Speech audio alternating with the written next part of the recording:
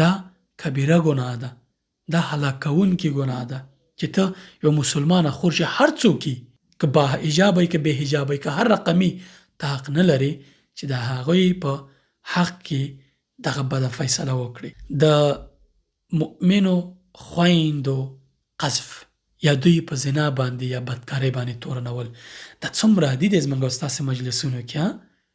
فلانۍ بدکاره ده، فلانۍ دا کار کوي، فلانۍ فاحشه ده، فلانۍ دا دی، فلانۍ نارینه‌و په حق کې هم دا دی، فلانۍ داسې کار کوي او خبر به هم ترې نه یې.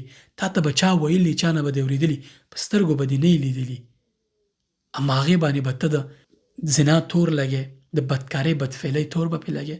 دا کبیره ګناه ده، دا هلاکونکې ګناه ده چې ته یو مسلمانه خور چې هر څوک یي، که با حجابه که بې حجابه که هر رقمي، ته حق نه لرې چې د هغوی په حق کې دغه بده فیصله وکړي. دوی ځان نه خبر نه یي، ګناه یې نه یي کړي او ته پرې تورونه لګې. وظالمه ته څومره بې انصافې. که ستا د خور په حق کې، که ستا د مور په حق کې څوک دغسې خبره وکړي او ته یې واورې، عکس العمل به دې څه یي؟ نو خو هغه هم د چا خور ده، د چا مور ده.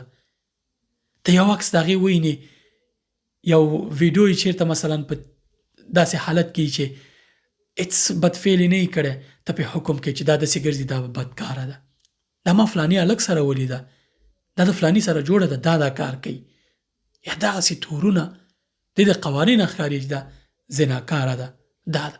سبحان الله، استغفر الله. دا کبیره ګناه ده. الله پاک هېڅکله تا ته جواز نه درکوي. د نارینه‌و په حق کې دا حکم کېدی شي، خو د ښځو دغه ځکه زیات دی، ګناه ځکه زیاته د ښځو تورنول په زنا باندې چې هغوی ځان نه دفاع دغه نه لري، ځان نه خبر نه وي. که نارینه داسې خبره وکړي په دې خوله دې وایي، ښځه به څه وکړي؟ او د کافر ماته جواز نه لري، خو د مسلمانې ګناه بیا ډېره ده چې ته په زنا تور نه کړي. په یو څه په اړه چې ته دلیل او فیض دغه نه لري، سند نه لري، په سترګو دې نه لیدلي، هېڅ جرأت ځان ته مه ورکوه چې د چا په اړه حکم وکړي. تا ته هېڅکله شریعت دا اجازه نه درکوي چې ته په چا باندې دغه حکم وکړي.